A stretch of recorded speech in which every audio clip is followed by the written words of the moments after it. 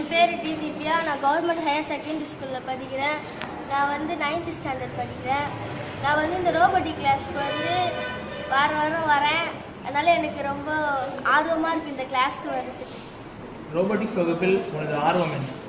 இந்த கிளாஸில் வந்து நான் நிறைய நான் பார்த்துருக்கேன். காரு அந்த சில பொருளாக பார்த்துருக்கேன். அதை செய்யறது எனக்கு ஆர்வமாக இருக்குது.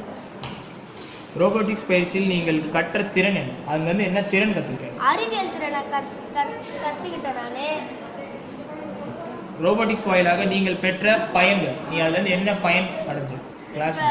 ரோபோட்டிக்ஸ் நான் வந்து கற்றுக்கிறதுனால ஸ்கூலில் எதனா சயின்ஸ் எக்ஸிபிஷன் வச்சாலும் இல்லை நான் நான் பெருசாகி எங்கன்னா வேலைக்கு போகும்போது அது ஐடி கம்பெனியில் நான் வேலை செய்யறதுக்கும் அது யூஸ்ஃபுல்லாக இருக்குது. ரோபோட்டிக்ஸில் உனது கற்றல் திறன் எங்கு பயன்படும் என்று நினைக்கிறாய்? ஐடி கம்பெனியில் வேலை செஞ்சால் நம்ம பெருசாகி நான் கம்ப்யூட்டர் இன்ஜினியராக ஆக ஆசைப்படுறேன். அதுக்கு எனக்கு யூஸ்ஃபுல்லாக இருக்கும். நீங்கள் வளர்ந்த பின் எந்த துறையை தேர்ந்தெடுக்கிறீர்கள்?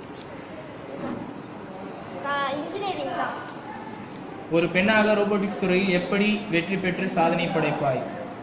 நான் ஒரு பெண்ணாக ரோபோட்டிக் கிளாஸில் வந்து நான் பெருசாகி இந்த புதுசாக இப்போ இந்த உலகத்தில் இப்போ தேவைப்படுற ஒரு பொருளை தயாரிக்கணும்னு ஆசைப்படுறேன். உனது லட்சிய கனவை பற்றி கூறுவார்? அதே தான், நான் பெருசாகி இன்ஜினியரிங் தான் ஆகணும். அப்புறம் பெருசாகி புதுசாக ஒரு பொருளை யாரும் கண்டுபிடிக்காத பொருளை கண்டுபிடிக்கணும். Super, thank you.